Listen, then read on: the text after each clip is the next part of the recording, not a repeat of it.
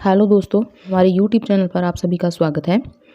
आज हम आपके लिए एक नई वीडियो लेके हाजिर हुए हैं, जिसका विषय है टीजीटी हिंदी के तैयारी हेतु क्लास 1। आज हम इस कक्षा में छठी कक्षा की जो प्रथम कविता है और उसके जो कवि हैं उनके बारे में जानेंगे।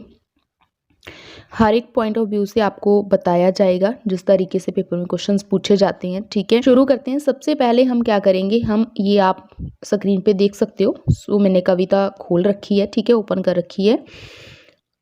सबसे पहले हम कविता पढ़ेंगे और इनके कवि को देखेंगे और कवि के बारे में जानेंगे, इंपॉर्टेंट पॉइंट्स जो पेपर की दृष्टि से इंपॉर्टेंट है, और फिर हम कविता की व्याख्या भी करेंगे। ठीक है, और क्या कवि के जो कविता की जो भावार्थ है उनको समझेंगे, क्योंकि वहाँ से भी क्वेश्चंस आ सकते हैं। तो चलिए देखिए, सबसे पहले जो ये कविता है छठी कक्षा की किताब वसंत भाग 1 से है।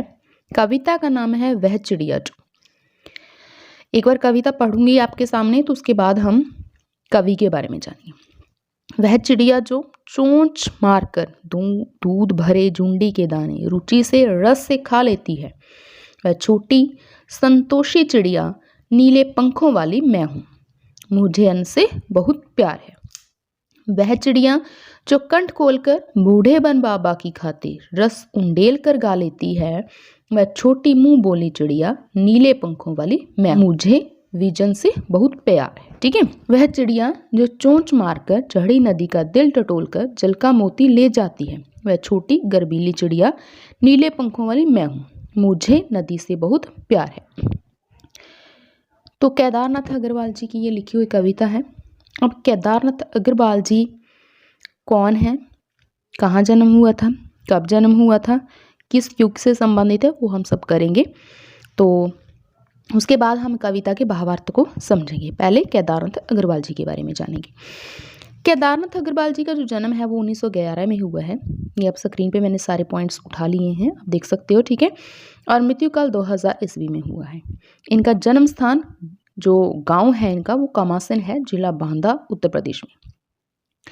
प्रमुख रचनाएं कौन सी हैं? रचनाएं काफ़ी आपको पता भी होंगी, ठीक है, बट आप देख सकते हो। नींद के बादल 1947 में। हाँ जी, एक बार और बताती हूँ कि एक तो जन्म का साल पूछा जा सकता है पेपर में, जन्म स्थान पूछा जा सकता है, रचनाएं पूछी जा सकती हैं। तो रचनाओं का जो ईयर है, साल है, किस साल में रचना हुई है, वो पूछा जा सकता है। ये तो मेन है ही।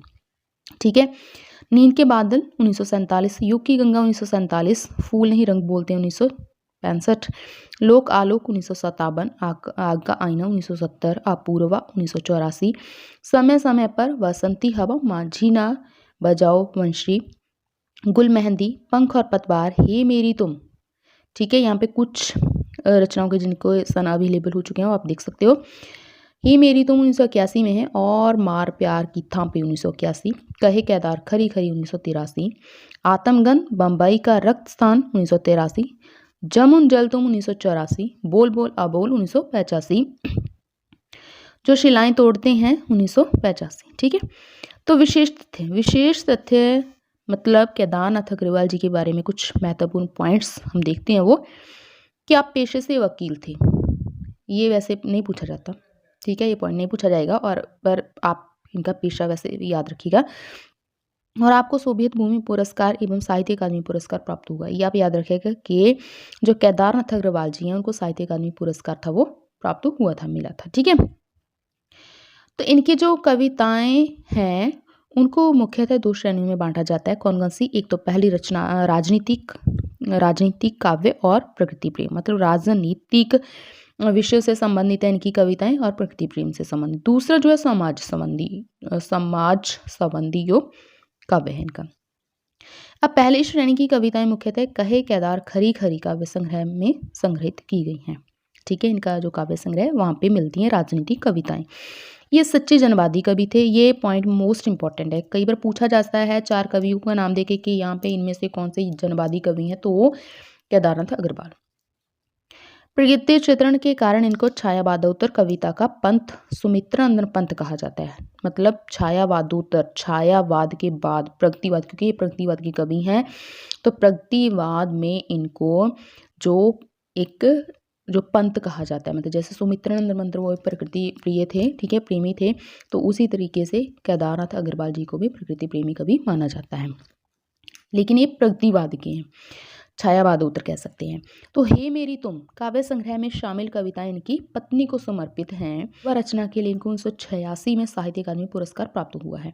ये पूछ लेते हैं कि साहित्य अकादमी पुरस्कार किस रचना पे मिला है या किसको मिला है, तो केदारनाथ अग्रवाल जी को अपूर्वा रचना पर, अपने काव्य संग्रह पर इनको साहित्य अकादमी पुरस्कार वो मिला है। ठीक है, ये केदारनाथ अग्रवाल जी के बारे में महत्वपूर्ण जानकारी थी आपके लिए। और अभी हम फिर से कविता की तरफ वापस चलते हैं और वहाँ पे करते हैं। ठीक है, अब इनके भावार्थ को समझेंगे, ये कविता क्यों लिखी या उनके मन में क्या बातें थी जो उन्होंने इसके बारे में लिखा।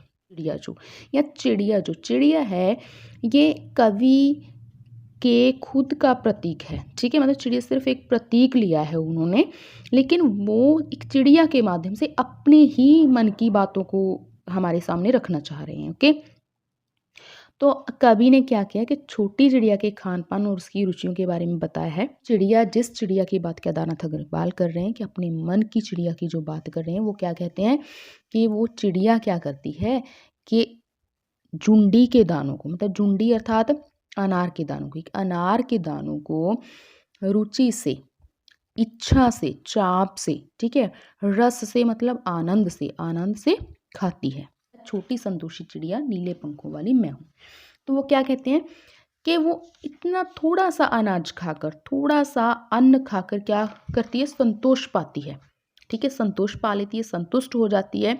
तो वो नीले पंखों वाली है और उसे अन्न से बहुत ज़्यादा प्रेम है, क्योंकि वो थोड़ा सा अनाज खाकर क्या हो जाती है, संतुष्ट हो जाती है।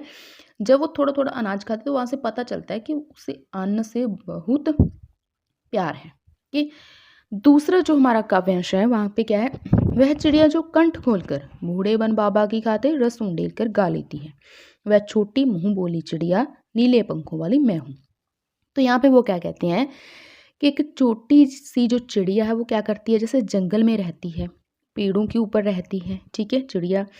तो वो क्या कहती है कि वो चिड़िया जंगल में क्या करती है कि अपने खुले गले से, अपने कंठ से, मतलब गले से गीत गाती है। किसके लिए गीत गाती है, बूढ़े बन बाबा की खातिर, कि जो जंगल है ना, जो जंगल है, जंगल बाबा है उसका, उसके लिए वो क्या करती है, कंठ खोलकर अपने गले से मीठा रस भरा जो गीत है वो गाती है।